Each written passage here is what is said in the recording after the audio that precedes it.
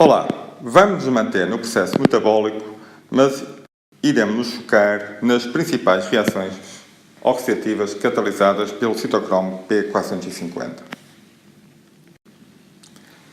Um dos exemplos clássicos de reações catalisadas pelo citocromo P450 é a hidroxilação aromática do benzeno.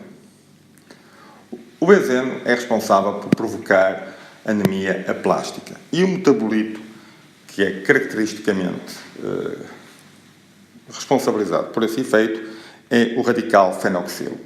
O radical fenoxilo decorre de um processo oxidativo do benzeno. Na realidade, o benzeno vai formar um hidroxilo, ou vai ser hidroxilado, a fenol, e depois a hidroquinona, até dar origem ao radical fenoxilo. E neste processo, catalisado pelo citocromo P450, pode formar um epóxido que também por si só já pode ser responsabilizado por efeitos tóxicos. No entanto, a hidroxilação catalisada pelo citocromo P450 não ocorre apenas para compostos aromáticos. Pode também ocorrer para compostos alifáticos, sejam eles saturados ou sejam eles insaturados. Um dos exemplos clássicos de uma ação catalisada pelo citocromo P450 de hidroxilação alifática é aquele que ocorre com a aflatoxina B1. A aflatoxina B1 é uma micotoxina extremamente hepatotóxica, responsável por um efeito carcinogénico e que sofre um efeito catalítico pelo citocromo P450 com formação de um metabolito, neste caso denominado um epóxido, aflatoxina B189 epóxido. Este metabolito, a menos que seja detoxificado por ação da glutationa ou da epóxido hidrolase, reage então com o DNA, forma adultos e tem um efeito mutagénico. Uma outra hidroxilação alifática, neste caso com compostos saturados, é aquela que ocorre com o hexano. O hexano é neurotóxico e pode provocar axonopatias. E o metabolito responsabilizado por esse efeito é este hexano 2,5-diona. O hexano 2,5-diona também decorre de um processo oxidativo por ação do citocromo P450 sobre o hexano, em que há formação primeiro de um diol até sofrer outra oxidação com a formação da tal diona responsabilizada pelo efeito tóxico do hexano. O citocromo P450 tem, assim, um conjunto vasto de reações e algumas delas parecem passar pela formação de epóxidos enquanto intermediários. No entanto, a epoxidação pode ser por si só uma reação que dá origem a metabolitos finais. E este é um dos exemplos clássicos em que isso ocorre com um fármaco ainda hoje utilizado como anticonvulsivante, que é a carbamazepina. A carbamazepina pode dar origem a dois epóxidos, um na posição 2,3 e outro na posição 10,11. Bem, o que ocorre na posição 10,11 parece ser relativamente estável e, por isso, esta reação catalisada pelo citocromo P450 pode ser considerada detoxificante. No entanto, quando a epoxidação ocorre na posição 2,3, este metabolito é extremamente reativo e, por isso, é responsabilizado pelos efeitos tóxicos e hepatotóxicos da carbamazepina. Uma outra reação catalisada pelo citocromo P450 é a N-hidroxilação.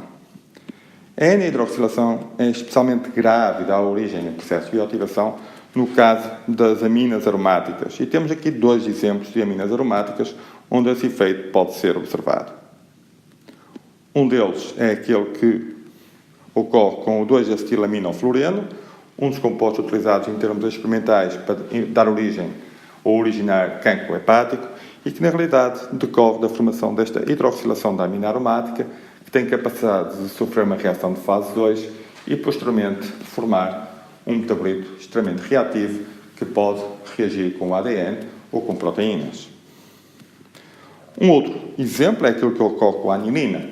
A anilina também pode sofrer uma hidroxilação aromática, sendo que a mesma vai dar origem a nitrobenzeno e, num ciclo redox, teremos uma reação com produção de espécies reativas de oxigênio que, por fim, dará origem ao fenómeno de stress oxidativo. Outras reações catalisadas pelo citocromo P450 são aquelas que ocorrem com processos de desalquilação. A N-desmetilação da cafeína é um dos exemplos clássicos de desalquilação catalisada pelo citocromo P450. Temos aqui, então, a desalquilação da cafeína, que pode ocorrer em 3 dos seus átomos de azoto, um deles dando origem até à bromina, o outro dando origem à paraxantina e o terceiro dando origem até à ofilina. A formação da paraxantina parece ser a via metabólica mais predominante nos humanos, sendo que a paraxantina, por si, mantém muitos efeitos estimulantes do sistema nervoso central que ocorrem com a cafeína. Um outro exemplo de reação catalisada pelo citocromo P450 é aquele que é denominado transferência de grupo oxidativo. Bom, a transferência de grupo oxidativo é muito frequente no caso dos organofosforados, que eram utilizados enquanto pesticidas. O paratião, hoje em dia já não utilizado, é um dos exemplos clássicos de composto substrato de citocromo P450 para este tipo de reação. E aquilo que se verifica é a substituição do átomo de azoto por um átomo de enxofre por um átomo de oxigênio com a formação do peroxão. Este peroxão é um metabolito mais reativo que o próprio composto paratião e, por isso, aqui denomina-se que ocorre um processo de bioativação.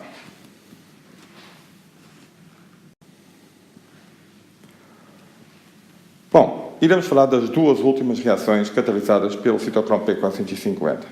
Um deles é desalogenação oxidativa. A desalogenação oxidativa é um processo catalisado também pelo citocromo P450 e muito frequente em compostos halogenados hidrocarbonetos halogenados.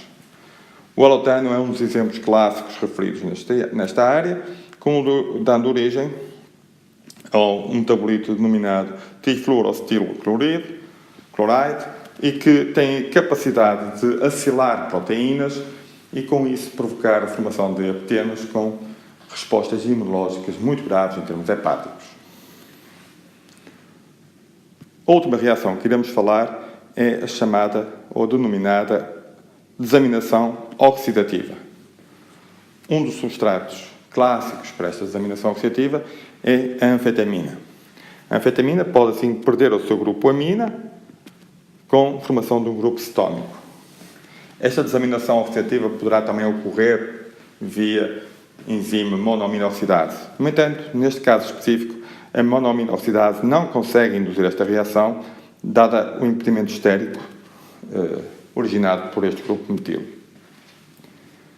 Como podemos verificar, o citocromo P450 dá origem a diferentes, ou tem capacidade de catalisar diferentes tipos de reações que decorrem ou são consequentes aos diferentes tipos de metabolitos que são substratos do citocromo P450.